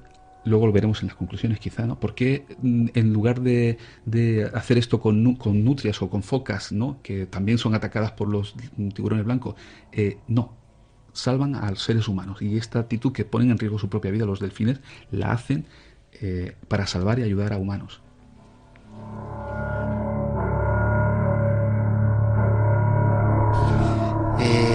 Teníamos otra cosa ahí preparada, pero como nos apasiona el tema, seguimos hablando de delfines, ¿te parece? Como quieras. Más casos que se hayan dado. Muchos marineros dicen que de repente se caen náufragos y que hay delfines que les ayudan, que los sacan incluso de fuera del agua para que respiren. Qué increíble, ¿no? Sí, esto, vamos a ver, hay la parte un poquito más escéptica, ¿no?, de la zoología marina, ¿no? Lo que te dicen es que, claro, los delfines están acostumbrados, cuando pare la hembra del delfín, ese delfín pequeñito hay que empujarle hacia arriba para que coja aire de la superficie. Entonces es una actitud, te dicen ellos, ¿no?, te dicen estos zoólogos, que tienen prácticamente como grabada instintiva, ¿no?, de empujar a estos objetos hacia la superficie. Y esto, que puede ser así, pero no explica que hagan estas cosas únicamente en los casos de ayuda a los seres humanos. O sea, tendríamos que haber visto cómo intervienen en un ataque de un tiburón a una foca o a un león marino, y no hay reportado, ni hay ningún informe, ni se ha filmado que los delfines hayan salvado a este tipo de animal, ¿no?, a ninguna foca, ningún león marino, de un ataque de un tiburón. Y con los seres humanos sí ocurre. Por ejemplo, otro caso muy llamativo y además muy reciente, que ha sido recogido por las noticias, ha sido hace justamente un año, el 15 de abril de 2009. Un carguero, un buque de carga chino, navegando en aguas del mar Índico, del Océano Índico, cuando estaba a punto de ser atacado por piratas, que ahora está en boga, la noticia lo que dice es que apareció una enorme manada de delfines que se interpuso entre las lanchas de los piratas somalíes y el propio mercante chino, y que la actitud de estos delfines impidió que las lanchas llegaran a donde estaba el barco, ¿no? Y esto ha aparecido en las noticias en la radio china, dio referencia de ello, y está disponible en encontrar. Incluso hay fotos increíbles del mar lleno de delfines. Qué curioso. Hay otra historia, casi para terminar, una historia que ocurría en Egipto, en el Mar Rojo. Lo llamaban el delfín mágico, Olin lo llamaban, de un niño Abdalá que cuando cumplió los 5 años parece que se subió a un árbol, cayó, tuvo un problema y se quedó, no podían hablar, y sordo. Un día iba navegando con su padre por el Mar Rojo y de repente vio un objeto plateado que estaba debajo, y era una delfina. Parece ser que hubo una extraña relación entre ellos, y el niño se metía en el agua y este delfín llegaba, y gracias a la colaboración de ese delfín se curó, volvió a hablar, volvió otra vez a escuchar. Hubo una curación milagrosa. Casi a punto de terminar. ¿Pueden tener poderes especiales los delfines mágicos? Evidentemente hemos visto que su cerebro es más desarrollado. ¿Puede haber algo más que no conocemos? Estoy seguro de que lo hay. Hay algo que no conocemos, seguro. No sabremos qué es. O sea, podemos especular y decir qué es lo que hay ahí. Hay hipótesis de esto, de que tienen telepatía y que se comunican telepáticamente entre ellos. Y mientras no se pueda explicar las cosas que se ven de otro modo, entra dentro de las posibilidades, ¿no?, que exista, que tengan facultades extrasensoriales incluso, claro que sí.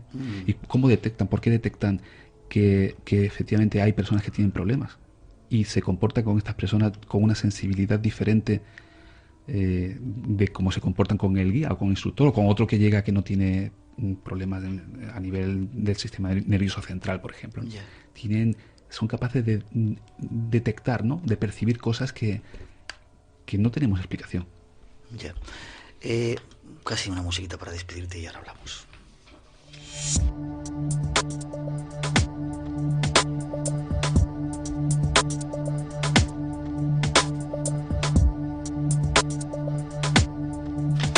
Hemos hablado de delfines, nos quedan los tiburones. ¿Son tan malos como dicen? ¿Qué va? No son tan malos, en fin, son naturales, son miembros de la naturaleza, ellos lo que hacen es alimentarse. Lo que no hay que hacer es, en fin, ponerse en un lugar donde están alimentándose, ¿no? Yeah. Los accidentes que ha habido, normalmente, el famoso tiburón blanco que Spielberg demonizó con la película y todo esto, pues ahora fíjate, hay una película que está a punto de estrenarse o debe estar ya en los cines, en el océano, que donde han filmado, se han metido al lado de tiburones blancos y han estado junto a ellos. Claro, esto lo hacen después de haber alimentado al animal, en fin, con unas determinadas condiciones, pero que malicia no hay en ellos. Eso de que hay un tiburón que recurrentemente no abandona una playa y que ahí va cargándose gente, esto es cosa de película. La realidad no es así y no, en mi opinión, en absoluto son tan malos, ¿no? Ya. Quizá tengamos que hacer un capítulo sobre ellos, ¿no? Estás trabajando con ese asunto, ¿no? Sí, hay un trabajo por ahí, espero que salga pronto y que podamos hablar del megalodón y de cosas muy interesantes y asombrosas que hay sobre ello. Vale. Atentos los que estáis cerca del mar, sobre todo en el Mediterráneo. Hay tiburones blancos también por aquí. Sí, los hay, sí. Hay que mirar para abajo por si acaso. No, hay que, fíjate tú, el Mediterráneo con la cantidad de gente que hay haciendo surf, submarinismo, navegando, y que no hay, prácticamente, hay muy pocos reportes o informes de ataque de tiburón. No, puedes bañarte en alta mar con toda tranquilidad, que no hay problema. José Rafael Gómez, un placer.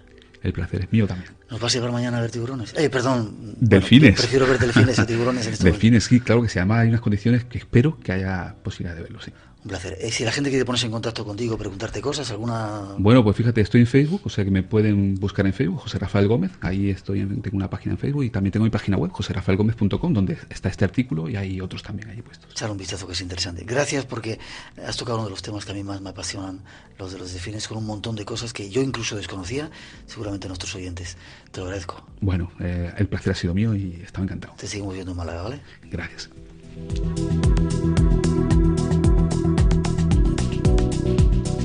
Y seguimos. Está Enrique de Vicente esperando para contarnos algunas historias del día de San Jordi.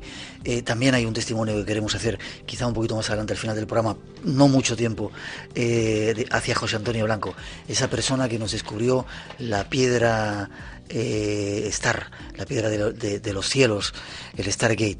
Hay mucha gente que nos ha mandado mensajes a raíz de enterarse de la noticia. Está en el cielo, seguramente tienen todas las respuestas. Esta noche queremos brindarle un homenaje. Pero antes Enrique de Vicente nos cuenta algunas cosas. Estamos en Radio Nacional de España, programa especial del Espacio en Blanco, aquí en Málaga.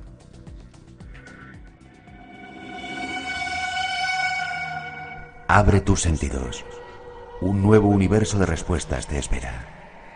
Espacio en Blanco, en Radio Nacional de España, con Miguel Blanco. El misterio continúa.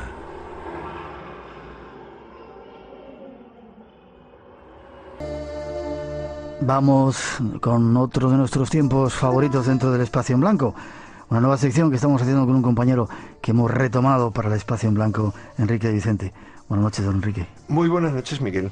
Estamos de nuevo juntos después de tantos eones de tiempo, Tanto tiempo. Sí, tanto tiempo. Esto debe ser algo kármico. Después de haber tenido la gran ilusión de poder estar a tu lado en todos los comienzos de Espacio en Blanco y después, pues ¿de cuánto, Miguel? ¿De 30 y cuántos años de conocernos? Unos cuantos. Yo ya no me acuerdo. Sí, no llevabas pantalones cortos porque yo creo que no los has llevado nunca, pero casi, ¿no? Éramos tan jóvenes. Bueno, Enrique Vicente, director de la revista Año Cero, compañero de aventuras desde hace mucho tiempo, instigador de la nueva conciencia también y guerrero, como de alguna forma hemos sido nosotros, está aquí para aclararnos algunos claves ocultas de símbolos.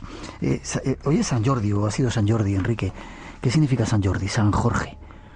Bueno, pues sí, ha sido, y lo importante no solamente es que ha sido San Jorge, Sant Jordi en Cataluña, como patrón de Cataluña, que es como se le conoce como patrón de Barcelona, sino que es patrón de Aragón, pero es patrón de un montón de países y de un montón de ciudades importantes. Quizás países como Georgia, que viene de Jorge, precisamente su nombre viene de ahí, Moscú, Rusia, Inglaterra, y un larguísimo etcétera.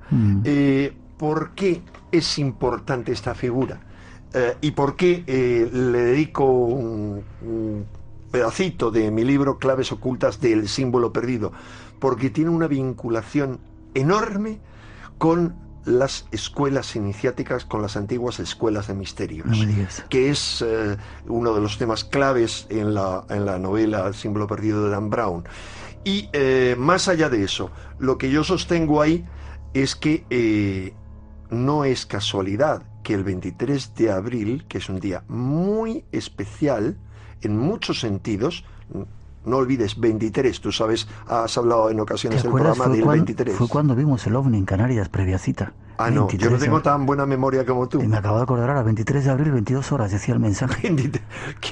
Qué coincidencias, Miguel, ¿verdad? De abril, qué curioso. Bueno, tú y yo que no creemos en las casualidades. Ajá. Bien, la cuestión es que el 23 de abril se elige por parte de la UNESCO como Día Internacional del Libro, porque aparentemente un 23 de abril de 1616, es decir, mismo día, mismo mes, mismo año, mueren Cervantes y Shakespeare.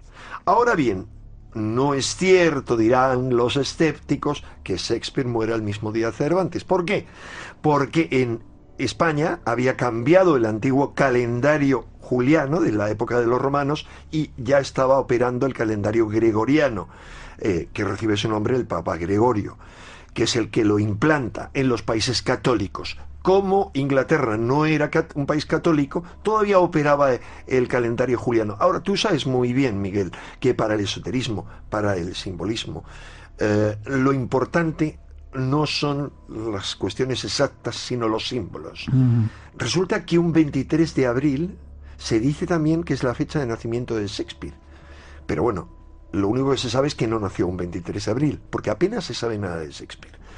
Todo lo que se sabe de la vida de ese actor que se llama William Shakespeare, al que se atribuyen las obras, cosa que cuestiona infinidad de gente del máximo nivel, es que se puede resumir en un folio. Y es que sí, uno de los 3 posibles personajes que tienen ese nombre de William Shakespeare, algo similar, es bautizado, probablemente el actor, un 23 de abril, por lo tanto tuvo que nacer algún día antes.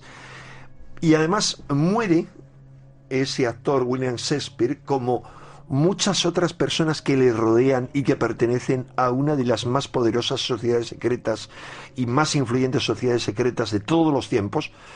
Muere de forma extraña, misteriosa, sospechosa, de tal forma que todo nos llevaría a pensar: ¿murió realmente un 23 de abril o más bien le mataron un 23 de abril por algún motivo concreto? Esas son las sospechas que yo me planteo en Claves ocultas del símbolo perdido. ¿Qué tiene que ver con Sant Jordi todo esto? ¿Con qué? Pues mucho en muchos sentidos.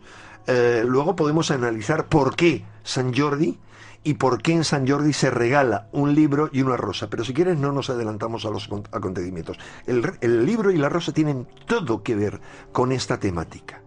Y tienen todo que ver con el propósito de la sociedad secreta a la que pertenece William Shakespeare, que es, como otras sociedades secretas poderosas en su origen, favorecer la evolución de la conciencia. Ese favorecimiento de la evolución de la conciencia se da en varios planos, en múltiples planos. Se opera en ese sentido por muchas vías, desde la construcción de las catedrales para favorecer la evolución de la conciencia de la gente que acude en ellas en una época anterior, en un intento anterior, que fue esa época de los templarios, construcción de catedrales gótico, etcétera, y en el segundo intento, que es después del Renacimiento, a través del arte, pero también de los libros. Se ha creado o se ha descubierto en Occidente, porque en China ya existía, la imprenta de tipos móviles, que es la que permite hacer miles de libros. Pero resulta que aunque eso exista, no hay hay lenguajes primitivos, pero no hay unas literaturas locales. Los idiomas como modernos, tal como hoy los conocemos, aún no existen. Por referirnos al... Está muy claro que el primer gran representante del idioma inglés es William Shakespeare. Se dice que en su época, y no se debe solo a sus obras, sino a la de otro montón de literatos que operaban en esa época, y muchos de los cuales pertenecían a ese mismo círculo hermético que él pertenecía, que recibía muchos nombres, como la Escuela de la Noche, los Hombres del Dragón o los Caballeros del Casco, se multiplicó, el idioma inglés multiplicó su volumen de palabras por 10. ¿Cómo? Tomando palabras procedentes de otros idiomas como el francés.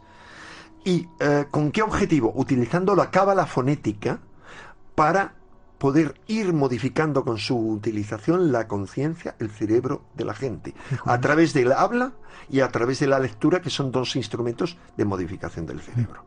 Pero lo mismo ocurre en España, ¿eh? Cervantes, lo mismo. Cervantes pertenece también a una sociedad secreta. No hay más que leer El Quijote para verlo repleto de enseñanzas éticas y cabalísticas, entre otras. Y bueno, ¿por qué se regala el libro? Está muy claro. Por el conocimiento es una forma de evolucionar la conciencia. ¿Y por qué una rosa? Porque la rosa representa el amor, es un símbolo de amor. Y es otra forma de que evoluciona la conciencia, la más importante en nuestros días. Pero todo esto tiene unas raíces más antiguas. ¿Y cómo entronca con el mito de San Jordi? El libro no lo sabemos. San Jorge, la rosa, sí. Porque la leyenda tradicional de San Jorge, bueno, si miras la Wikipedia o cualquier sitio vas a encontrar que se dice que era, aunque no hay ni una sola evidencia histórica, un soldado romano que era cristiano en secreto, y que cuando Diocleciano ordenó la persecución de los cristianos allá por el año 300 y poco, él los defendió. Se cuentan todo tipo de historias y finalmente lo mató. Bueno, pero la imagen que tenemos de San Jorge en todo el mundo, ¿cuál es? Un caballero armado luchando contra un dragón y defendiendo una princesa. Ese es el origen. La leyenda de San Jordi popular es el origen de todos los cuentos en los que llega un caballero a salvar de la muerte a una princesa, porque se dice que cada día o cada año o cada mes, según las versiones de los diferentes pueblos, en Montblanc, en Barcelona, en Cataluña, esto se cuenta esta historia, pero en miles de otros sitios también, tenían que sacrificar a alguien por sorteo, elegido por sorteo, al dragón. Y cuando le tocó a la hija del rey, no antes, llega San Jordi, domina al dragón. Hay muchas versiones. En unas lo mata, en otros solamente lo doblega, le rodea con una correa el cuello y la dama lo lleva como si fuera un perrito. Pero caen unas gotas de su sangre y automática y mágicamente surge un rosal. El caballero toma una rosa y se la entrega a la princesa. ¿Y eso qué significa? Muchas cosas. Primero, le está devolviendo su feminidad. Es decir, es una recuperación del poder de la mujer oprimido durante tantos siglos y milenios por el machismo, con todo lo que implica. Pero hay mucho más. La rosa no solamente es el símbolo del movimiento Rosacruz, que está íntimamente ligado a esa sociedad secreta dirigida por Francis Bacon, de la que podemos hablar extensamente otro día, de la que forma parte Shakespeare y toda la gente que trabajó en su obra, sino que anteriormente era el símbolo de toda una serie de familias elegidas. Cuando digo elegidas es que tienen que ver con el simbolismo de un grado de la masonería, lo que se llaman caballeros élus Cohen, elegidos Cohen. ¿Qué es un Cohen? Es un sacerdote del templo de Salomón. Los Cohen, de ahí viene un apellido como el de Emma Cohen, viene de ahí, u otros similares, o el famoso cantante Cohen. ¿Y qué tiene que ver esto y qué familias son? Pues son familias tan importantes que aparecen con una rosa como los Trencabel, los condes de la Provenza que defienden a los cátaros, y vemos a Raymond Trencabel con una rosa en su pecho, o vemos posteriormente la guerra de las dos rosas entre las dos dinastías que se pelean por la corona de Inglaterra, una rosa roja hacia arriba y una rosa blanca invertida. Finalmente ganan los de la rosa roja a la casa de York. No olvides que una de las dos ramas de la masonería es la masonería de York. Las dos rosas se fusionan en la rosa de los 10 pétalos de los Tudor. y a los Tudor, a Isabel, a la reina virgen, la famosa reina virgen, es a la que tienen como divinidad privada esa sociedad secreta. Es decir, ahí hay toda una historia, toda una tradición bastante extensa. Pero hay algo más, si me permites, Miguel. ¿Qué conexión tiene esto con el símbolo perdido, además de las que he enumerado? Otra importantísima, que no recogí en el libro porque era un exceso de datos, y es, cualquiera que haya leído la novela sabe que algo muy importante es la aparición de una mano, habla de ello Javier Sierra en el prólogo de mi libro Claves ocultas del símbolo perdido, una mano cercenada, con unos símbolos. Esa es la mano de los misterios, pero es más conocida como la mano de Sabacius. ¿Quién era Sabacius? Sabacius era un dios frigio que fue retomado por los romanos, pero que tenía su principal centro de culto en Anatolia, es decir, en Turquía. ¿Y cómo era una representación importante de Sabacius? Como un dios montado en un caballo y dominando a un dragón. Es decir, a eso se debe, ese Sabacius se reconvierte en San Jorge, y por eso en el siglo III ya se adora a San Jorge en Capadocia. Pero además, ¿por qué se le adora, como tú has visto muchas veces, tanto en Egipto? ¿Por qué en el Cairo y en todas las iglesias coptas hay más imágenes de San Jorge casi que de la Virgen, y por supuesto que de Jesús? Porque para ellos San Jorge es el dios Horus, o los Sensu-Hor. Cuando tú has visitado, y lo hemos hecho en alguna ocasión juntos, el templo de Edfu, el templo de Horus, ahí están el templo de Horus en Edfu, ves cómo están con un arpón o una lanza dominando a los reptiles.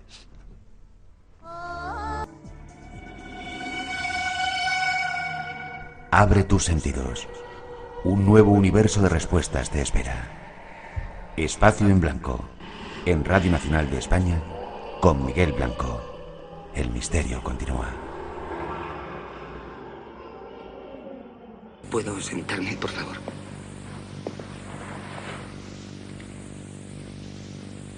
Tengo tantas preguntas que hacerle que no sé por dónde empezar. ¿Hay algo que pueda hacer por usted? Déjele marchar. No puedo. De verdad, no puedo. Lo siento. Se supone que debe reunirse con alguien, ¿no es cierto? Sí. Usted no lo entiende. Se le acaba el tiempo, por favor. ¿Por qué aquí? ¿Por qué el cráter? La gente de su mundo estuvo aquí en el pasado. En el pasado, sí. Nos interesa vuestra especie. Usted es, digamos, un antropólogo. ¿Por eso ha venido aquí? ¿Para investigarnos? Sois una rara especie. No como otras. Te sorprendería saber las muchas que existen, inteligentes pero salvajes. ¿Quieres que te diga lo que me parece maravilloso de tu especie? Sale lo mejor que lleváis dentro cuando peor están las cosas. Déjele que se vaya, por favor. Kansas. ¿De dónde exactamente? No te lo puedo decir porque no lo sé, no he estado allí, pero viene de la zona de Arkansas. Pero es curioso porque han estado gente allí buscando en Estados Unidos y no la conocen. Ya. Tú entras en internet y no hay nada. ¿Cómo, por qué y para qué? Yo aún lo estoy descubriendo. Cuanto más la conozco, sí te puedo asegurar, sin miedo a que me tomen por loco, porque eso ya hace muchos años ya que paso yo de esas historias, de que a veces he pensado que esta piedra parece que tiene mente propia, conciencia propia, porque sabe y te capta tus frecuencias o tus intenciones. Como tú no te dejes o no te abras, ella no se mueve ni te toca un pelo. Déjame que siga un poquito. Es negra, no sé cómo se podía definir geológicamente la piedra, morfológicamente. Vamos a ver, geológicamente yo en una semana ¿qué composición o tiene? 15 días te podré dar dos o tres estudios, porque hay dos universidades en Asturias que la van a estudiar. Me van a decir, porque tiene un metal, ¿te has fijado esas chispitas que tiene doradas? Sí. Yo las he mirado con una lupa de estas de aumento, de 20 aumentos, se ve un metal dorado, pero yo no sé si, o sea, no me atrevo a decirte si es pirita, lo que es. Entonces, esos estudios de esas universidades, y luego hay otra en Lérida que también va a hacer un estudio. Ya. Entonces sí te podré llamar y decir, oye Miguel, me han dicho que tiene esto y esto. Ya. Las piedras negras, sabes que tienen, en el transcurso de la historia, ha habido varias leyendas o varias cosas relacionadas con las piedras negras.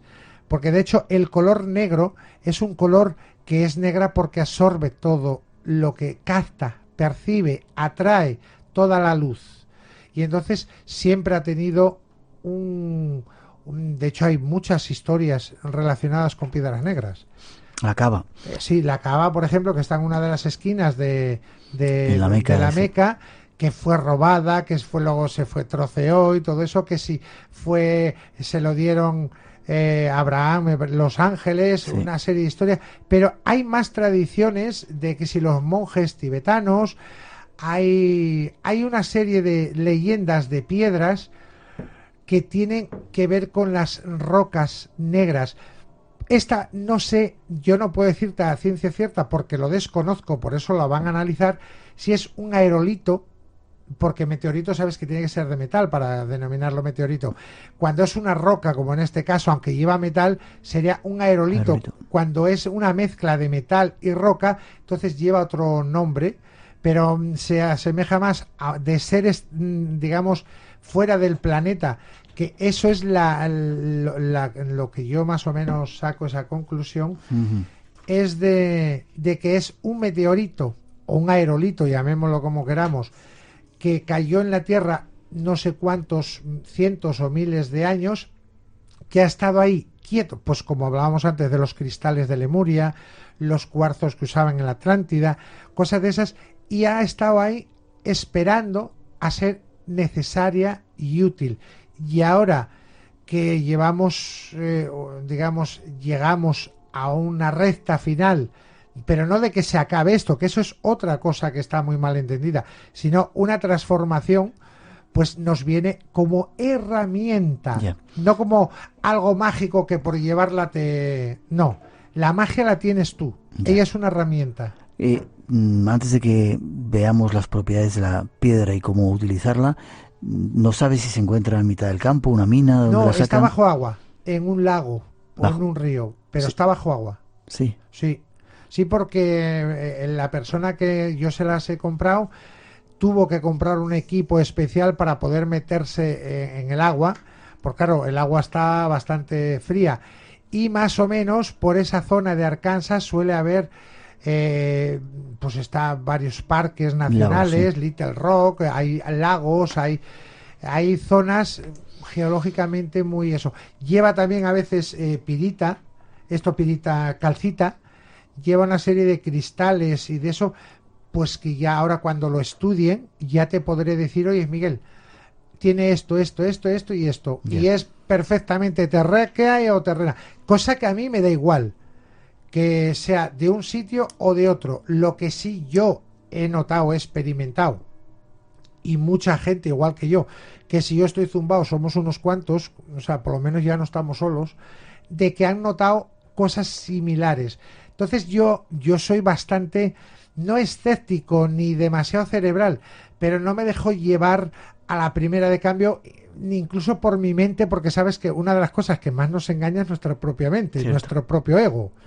Entonces, si lo que yo pienso, tú me cuentas una percepción o que tú captas una cosa similar, otra persona y lo mismo, coincidimos varias personas que no nos conocemos, que no nos hemos condicionado, porque de hecho todos los que me escribieron cuando salió otra vez, yo les mandé su trozo de piedra y no les dije nada, digo, toma, úsala y la semana que viene me llamas o te llamo y entonces te digo qué puedes esperar de la piedra o qué puede hacer la piedra.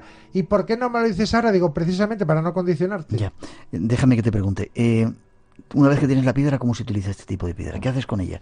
En muchos de los casos, yo cuando me la has dado no quería tocarla. Tú dices, sin embargo, que es bueno que la toques. Sí. ¿No se carga con la energía de los demás? ¿Cómo se trabaja? ¿Cómo se...? Es más, tú ya viste que la tuya estaba pues como más apagada, ¿no? Gris. Sí. Está como quien dice en stand-by. a medida que la vayas tocando, que la vayas utilizando, vayas meditando, percibiendo, canalizando la energía tuya a través de ella, se irá poniendo negra y cuanto más se use, más fuerza coge.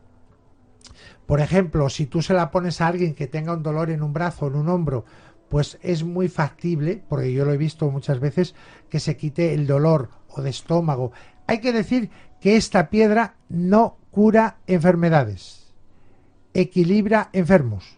Ya. Y como la enfermedad partimos de que es un desequilibrio de energía o por exceso o por defecto en algunos chakras y en algunas zonas del cuerpo, eso es lo que manifiestan luego los órganos, esa carencia o exceso de agua.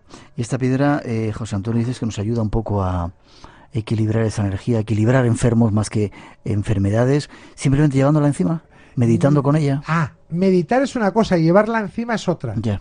O sea, porque el que lleva esto, como el que puede llevarse un llavero de un equipo de fútbol, o el que lleva una medallita de no sé dónde, o sea, no funciona así normalmente. Hay que concienciar que tienes algo poderoso entre las manos. Y más que nada, aprender a escucharte y saber lo que te dice esa enfermedad a ti. Porque si escuchamos el cuerpo y sabemos interpretar las señales, lo primero que nos daremos cuenta de que el dolor no es ninguna trastada de la vida ni del cuerpo, sino un aviso de que te dice, aquí hay algo mal. Ya. ¿Y esta piedra te ayuda a eso? Te ayuda a ser consciente de qué errores cometes o qué puedes tener ahí de trasfondo. Simplemente llevándola encima, meditando. El truco es tomar conciencia. La piedra llega donde tú te abras y te dejes. Porque volvemos a lo mismo, la enfermedad no está ahí puesta por ningún ser extraño, está puesta por nuestro inconsciente. Entonces, si podemos pulir y limpiar y evacuar esas energías, podremos llegar a mejorar y a corregir muchas cosas que llamamos enfermedades. Ya. Terminamos. ¿Qué tengo que hacer con ella?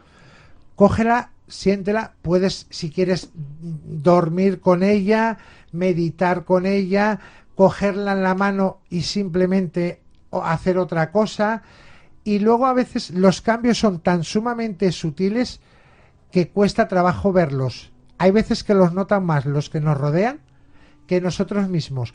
Y en otras ocasiones son cambios repentinos, casi radicales, muy fuertes, y que, o sea, se ven como, pero a simple vista, o sea, y que se nota, pero lo notas desde el primer día.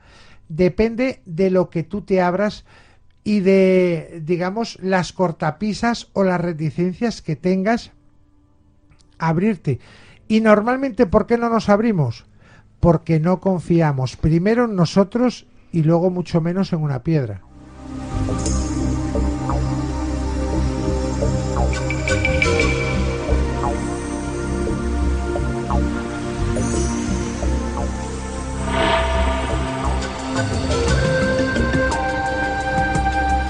Con esta sintonía, la música de Creer es Crear, que han creado específicamente para nosotros, para el programa Chicho Sarmiento, despedimos a José Antonio Blanco. Nos dejó para viajar hacia ese destino de su piedra favorita, hacia el cielo.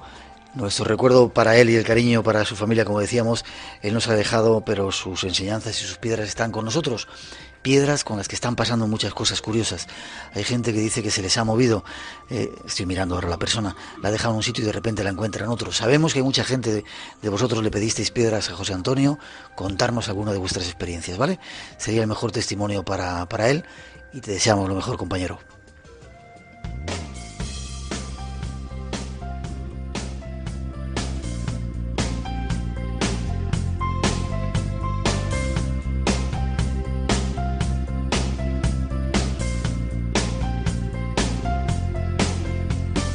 Y por hoy nos vamos, será tan solo un ratito. Las gracias a Pepe Rojo y Juan Becerra y a todos los compañeros de Radio Nacional de España aquí en Málaga por el esfuerzo, por hacer que el Espacio en Blanco, a pesar de todo, saliera adelante. Dentro de 2 semanas estamos en Egipto, programa especial desde Giza, desde las pirámides, contándonos algunos misterios de esta sociedad increíble. Y en 3 semanas, atentos, en 3 semanas volvemos aquí a Málaga. Vamos a vivir la noche en blanco aquí en un museo, el Museo Interactivo de la Música. Os lo contaremos todos porque hay muy pocas plazas y si queréis venir a vernos, que también va a ser increíble, tendréis que daros prisa. Gracias a todos por la escucha, por esa compañía, por hacernos uno de los programas más seguidos. Descansamos un poquito y volvemos en 6 días aquí a la sintonía de Radio Nacional de España para contaros cosas tremendas que no tenéis que perderos. Gracias, feliz fin de semana, disfrutar de la primavera que aquí en este sur espléndido de España está increíble. Todo el mundo en la playa comiendo espetitos, no sé cómo se llaman, espetos, y bueno, están como Dios. Nosotros nos vamos a ver delfines y volvemos en 6 días para contároslo. Y hasta las 4, también para ti, José Antonio, nuestra mejor música. Cuidaros.